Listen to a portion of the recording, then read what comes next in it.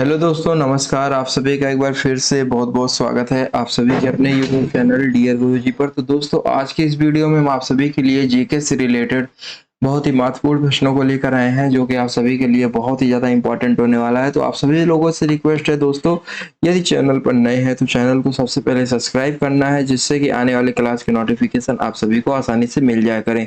तो चलिए दोस्तों, आज की इस क्लास को हम लोग स्टार्ट करते हैं। सभी लोग देख सकते हैं पहला प्रश्न आपसे यहाँ पर क्या पूछा जा रहा है। देखिए, यहाँ पर कोई शो नहीं। आप सभी से रिक्वेस्ट है कि आप हर एक प्रश्न का जवाब देने का प्रयास करें, ठीक है, जिससे कि आप सभी का रिवीजन अच्छे से हो सके। बहुत ही इंपॉर्टेंट क्लास है ये। आप सभी लोगों से रिक्वेस्ट है कि क्लास में पूरा बने रहिए, ठीक है। बहुत ज़्यादा समय का क्लास नहीं है, 15-20 मिनट का ये क्लास आपका चलने वाला है, जो कि आप सभी के लिए बहुत ही ज़्यादा इंपॉर्टेंट है, ठीक है। तो आप लोग क्लास को पूरा अटेंड करिए।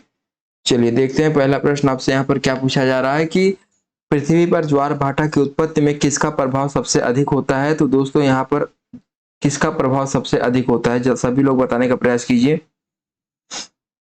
दोस्तों, यहाँ पर जितने भी लोगों ने बताया है ऑप्शन नंबर 3 को, वो लोग यहाँ पर बिल्कुल करेक्ट हो जाएंगे। सबसे अधिक प्रभाव होता है चंद्रमा का। जी हाँ दोस्तों, ऑप्शन नंबर आपका जो पहला तीसरा वाला है बिल्कुल करेक्ट हो जाएगा, ठीक है। चलिए बढ़ते अगले प्रश्न की तरफ, सभी लोग ध्यान से देखिए। अगला प्रश्न देखिए आपका क्या पूछा जा रहा है। पृथ्वी तथा चंद्रमा की न्यूनतम और अधिकतम दूरी क्रमशः कहलाती है। तो दोस्तों, आप सभी लोग बताने का प्रयास कीजिए, पृथ्वी तथा चंद्रमा की न्यूनतम दूरी कितना कहलाती है। तो आप सभी लोग देख सकते हैं, मान लीजिए ये पृथ्वी है, ठीक है, ड्रीम, और ये आपकी चंद्रमा है। तो पृथ्वी और चंद्रमा की जो अधिकतम दूरी होती है, पहले न्यूनतम पूछा है तो पहले मैं न्यूनतम की बात कर लेता हूँ। पृथ्वी तथा चंद्रमा की जो है न्यूनतम दूरी कितनी होती है, पहले आपको ये ध्यान में रखना है। तो पहले आप सभी लोग ध्यान में रखिए, पृथ्वी और चंद्रमा की न्यूनतम दूरी होती है 3,63,300 किलोमीटर, ठीक है। तो आप सभी लोग इसे ध्यान में रखिए। और अधिकतम दूरी की बात करें, पृथ्वी और चंद्रमा की अधिकतम दूरी की बात करें दोस्तों, तो अधिकतम दूरी होती है 4,05,500, ठीक है। और मैं आपको बताना चाहूंगा कि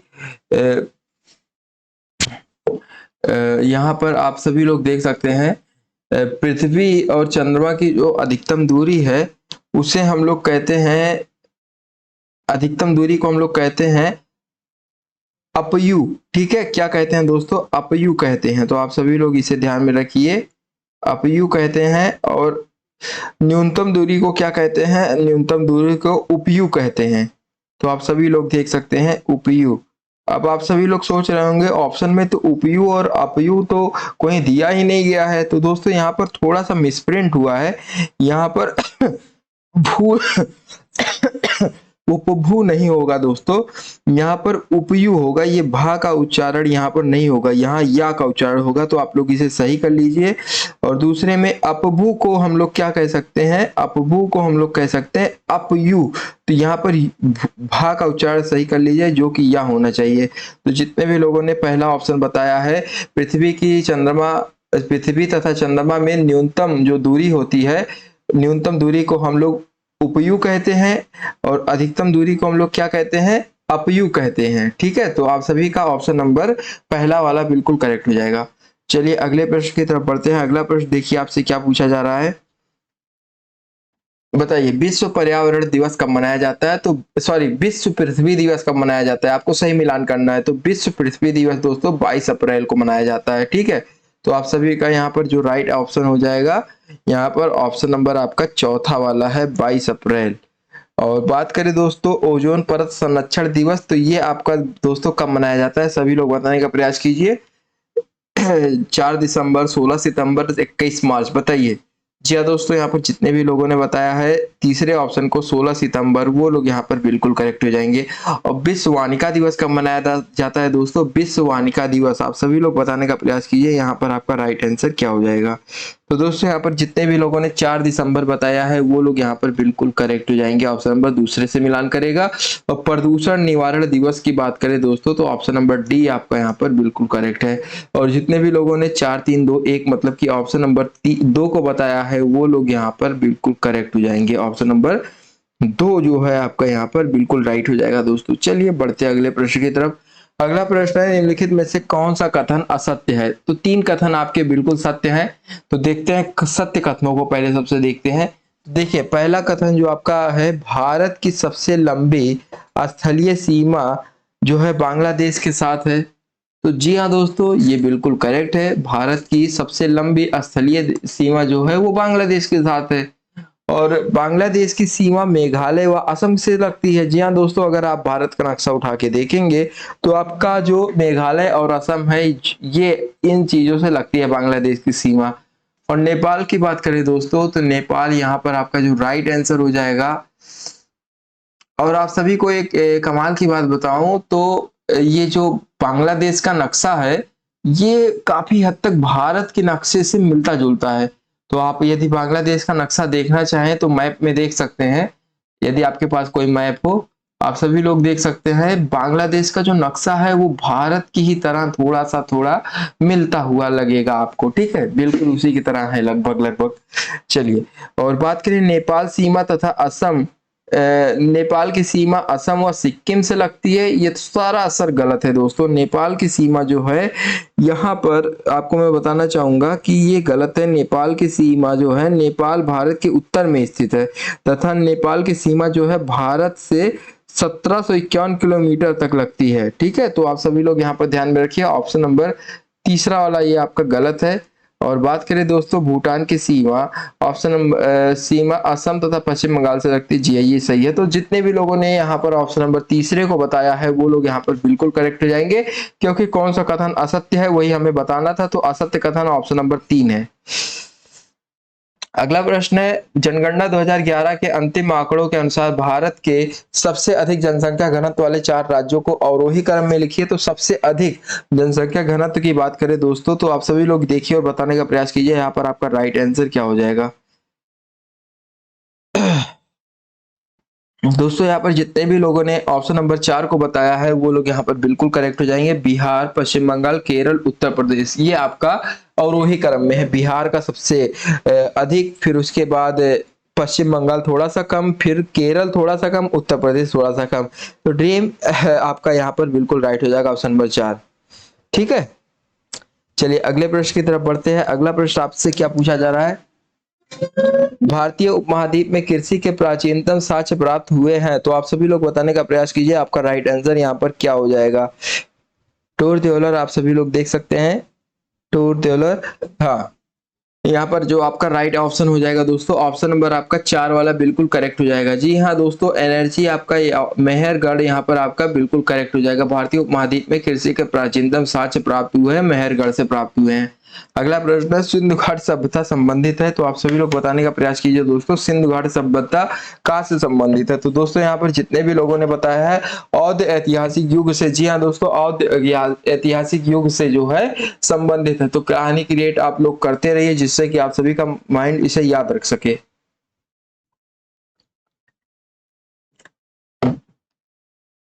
चलिए बढ़ते अगले प्रश्न की तरफ। अगला प्रश्न आपसे क्या पूछा जा रहा है, निम्नलिखित में से किसका संकलन ऋग्वेद पर आधारित है। तो दोस्तों आप सभी लोग बताने का प्रयास कीजिए कि किसका संकलन जो है ऋग्वेद से आधारित है। तो दोस्तों आप सभी लोग देख सकते हैं यहाँ पर जो आपका ऑप्शन नंबर पहला वाला है सामवेद बिल्कुल करेक्ट हो जाएगा। ठीक है, सामवेद आपका यहाँ पर आधारित है ऋग्वेद पर। ठीक है, तो जितने भी लोगों ने यहाँ पर बताया वो लोग यहाँ पर बिल्कुल करेक्ट हो जाएंगे। और सामवेद में कुल 1549 सिंह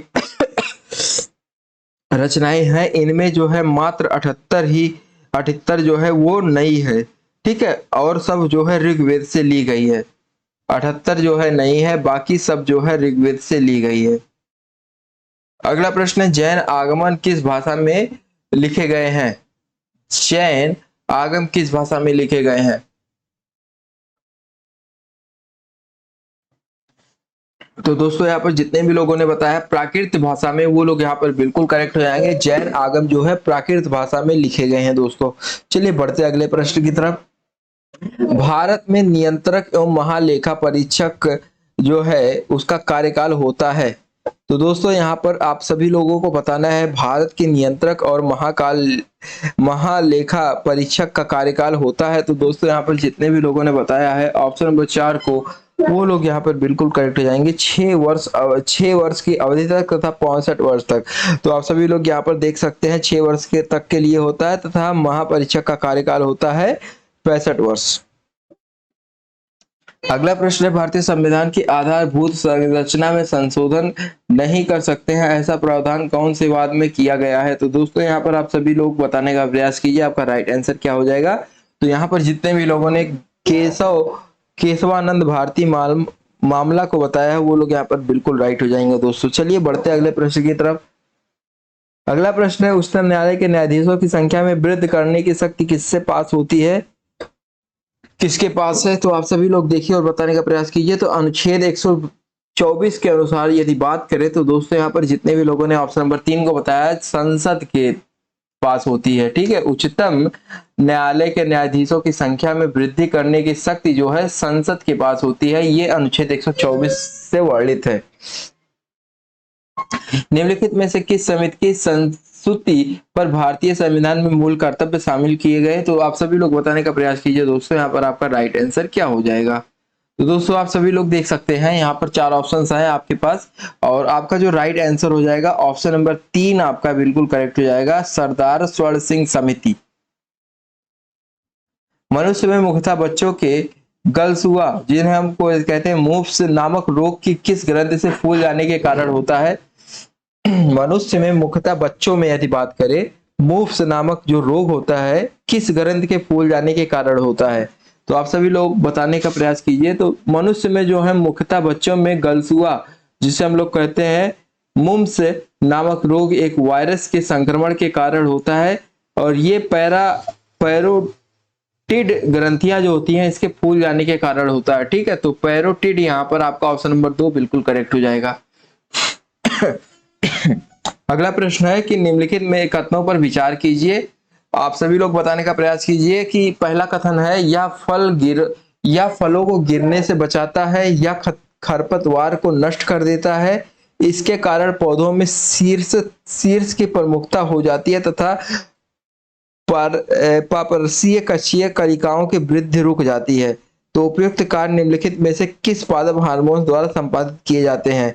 तो दोस्तों ये सब जो कथन दिए गए हैं ये किस ऐसे पादप हार्मोन्स होते हैं जिससे संपादित होते हैं? तो ऑप्शन नंबर जो आपका पहला वाला है दोस्तों, ऑक्सिन्स, यहाँ पर आपका बिल्कुल करेक्ट हो जाएगा। ठीक है, यहाँ पर जितने भी लोगों ने पहला ऑप्शन बताया वो लोग यहाँ पर बिल्कुल राइट हो जाएंगे, वो वरना मन नहीं जाओ।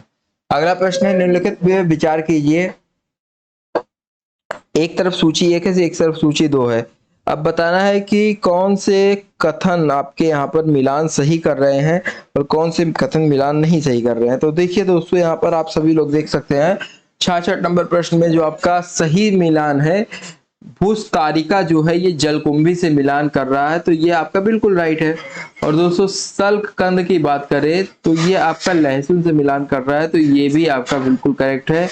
और दोस्तों यदि बात करें ऊपर भूस्तारी की, तो ये आपका होना चाहिए दोस्तों यहाँ पर क्या, दूब घास। क्या होना चाहिए यहाँ पर आपका दोस्तों, यहाँ पर होना चाहिए दूब घास।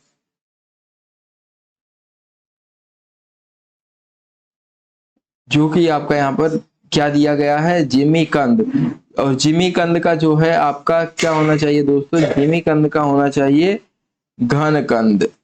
तो आप सभी लोग देख सकते हैं यहाँ पर आपका जो ऑप्शन नंबर पहला है बिल्कुल करेक्ट हो जाएगा। केवल पहला और दूसरा ऑप्शन आपका बिल्कुल राइट है, बाकी आपका ऑप्शन गलत था। ठीक है, अगला प्रश्न है, सूची 1 को जो है सूची 2 से मिलान कीजिए। सर सिर्फ ये आपका पेंगुइन या सैलामेंडर या क्रेत या व्हेल शार्क, तो आपका किस प्राणी, ये जो सरसिर्फ है ये वर्ग जो है किस प्राणी या जंतु से रिलेट करता है? तो यहाँ पर दोस्तों जितने भी लोगों ने बताया है ऑप्शन नंबर तीसरे से क्रेत, वो लोग यहाँ पर बिल्कुल करेक्ट हो जाएंगे, तीसरे से मिलान करेगा।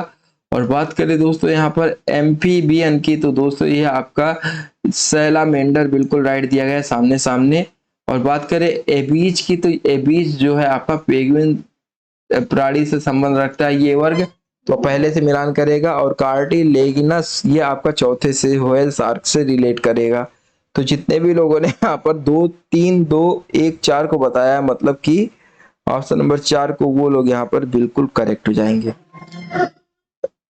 कोई व्यक्ति कंप्यूटर साक्षर कहलाता है वह केवल, बताइए, कोई व्यक्ति कंप्यूटर साक्षर कहलाता है वह केवल क्या होता है दोस्तों, आप सभी लोग देख सकते हैं, वह आवश्यक उपयोगी एप्लीकेशनों को चला सके। ठीक है, यहाँ पर आपका बिल्कुल करेक्ट है।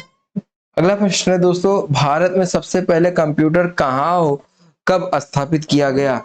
तो कहाँ और कब स्थापित किया गया? तो भारत में सबसे पहला जो कंप्यूटर है दोस्तों, यहाँ पर आपका जो राइट आंसर हो जाएगा चौथा option, Indian statistics institute of Kolkata, जो कि सन 1955 ईस्वी में स्थापित किया गया पहली बार कंप्यूटर। तो दोस्तों आपका राइट आंसर क्या हो जाएगा? Option number 4। इससे पहले टीवी तो आ ही चुका था, लेकिन कंप्यूटर पहली बार इंडियन स्टैटिस्टिक्स इंस्टीट्यूट कोलकाता 1955 ईस्वी में। अगला प्रश्न, निम्नलिखित में से चतुर्थ पीढ़ी में कौन से प्रोसेसिंग डिवाइस का उपयोग होता है? तो चतुर्थ पीढ़ी की बात करें दोस्तों, यहाँ पर आप सभी लोग देख सकते हैं ऑप्शन नंबर आपका जो तीसरा वाला है, चतुर्थ पीढ़ी कब से कब तक रही? तो सन 1975 ईस्वी से रही दोस्तों। और कब तक रही? सन 1988 89, मतलब 89 तक। तो सन 1989 तक चतुर्थ पीढ़ी रही। आती दुनिया आप सभी लोग देख सकते हैं, यहाँ पर आपका जो राइट आंसर हो जाएगा ऑप्शन नंबर 3 VLSI। जी हाँ दोस्तों, निम्नलिखित में से चतुर्थ पीढ़ी में कौन सी प्रोसेसिंग डिवाइस का उपयोग हुआ? तो VLSI। यहाँ पर जितने भी लोगों ने बताया है वो लोग यहाँ पर बिल्कुल करेक्ट हो जाएंगे। VLSI का पूरा फुल फॉर्म क्या है? Very large scale Insta integration. ठीक है, तो आप सभी लोग यहाँ पर ध्यान में रखिए। चलिए, लिस्ट आप सभी लोग देख ही सकते हैं यहाँ पे। अगला प्रश्न है, केंद्रीय अप्रत्यक्ष कर और सीमा शुल्क बोर्ड के नए अध्यक्ष के रूप में किसे नियुक्त किया गया? मानव सेंस आप सभी लोग बताने का प्रयास कीजिए। दोस्तों यहाँ पर जितने भी लोगों ने ऑप्शन नंबर 4 को बताया, विवेक जौहरी, वो लोग यहाँ पर बिल्कुल करेक्ट हो जाएंगे।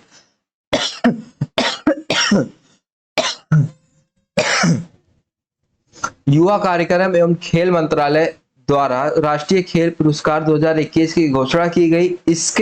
इसमें कितने खिलाड़ियों को मेजर ध्यानचंद खेल रत्न पुरस्कार के से नामित किया गया? तो आप सभी लोग यहाँ पर ध्यान में रखिए और बताने का प्रयास कीजिए आपका राइट आंसर क्या हो जाएगा। मिलना तो बहुत लोगों को है, लेकिन खांसी यार दोस्तों बहुत आ रहा है, इसीलिए थोड़ा सा प्रॉब्लम हो रहा है पढ़ाने में, लेकिन कोई बात नहीं, मैं कोशिश कर रहा हूँ। तो दोस्तों यहाँ पर जितने भी लोगों ने बताया है ऑप्शन नंबर 2 को, वो लोग यहाँ पर बिल्कुल करेक्ट हो जाएंगे, जिसे मेजर ध्यानचंद के नामक रत्न से जो है पुरस्कारित किया गया 12 खिलाड़ियों को। अगला प्रश्न दोस्तों आपसे क्या पूछा जा रहा है? पीएम स्वाधि स्वनिधि योजना के तहत छोटे दुकानदार कितने रुपए तक के ऋण के लिए आवेदन कर सकते हैं? तो दोस्तों पीएम स्वनिधि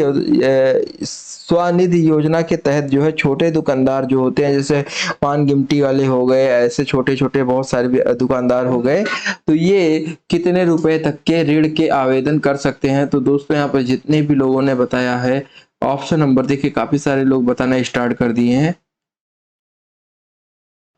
ऑप्शन नंबर आपका पहला वाला 10,000 रुपए तक आवेदन कर सकते हैं। जी हाँ दोस्तों, ऑप्शन नंबर ए आपका बिल्कुल करेक्ट हो जाएगा इस समय। अगला प्रश्न है, बजट 2021 के अनुसार किस वर्ग को इस वर्ष आईटीआर भरने की अपेक्षा से मुक्त कर दिया गया है? तो आईटीआर भरने की अपेक्षा से मुक्त कर दिया गया है।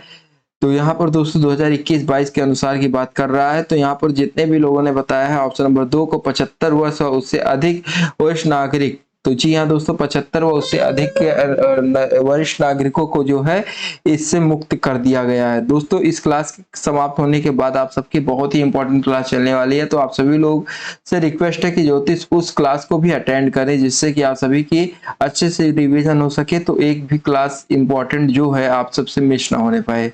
ठीक है, कोलकाता आप सभी लोग ध्यान में रखिए। तो चलिए बढ़ते अगले प्रश्न की तरफ। कायाकल्प और शहरी परिवर्तन के लिए अटल मिशन, जिसे अमृत 2.0, इस योजना के लिए नोडल मंत्रालय है, बताइए कहां पर है? तो दोस्तों यहाँ पर आप सभी लोग देख सकते हैं ऑप्शन नंबर तीसरा आपका बिल्कुल करेक्ट हो जाएगा, आवास और शहरी मामलों का मंत्रालय यहाँ पर बिल्कुल राइट हो जाएगा, छावनी रोड आप सभी लोग देख सकते हैं। कब? ऑप्शन नंबर 3 यहाँ पर आपका बिल्कुल करेक्ट हो जाएगा दोस्तों। ठीक है।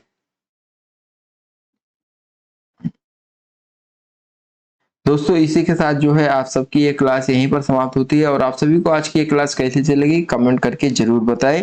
और आप सभी से रिक्वेस्ट है कि वीडियो को ज़्यादा से ज़्यादा शेयर कर दें जिससे और भी लोग इसका लाभ उठा सके। धन्यवाद।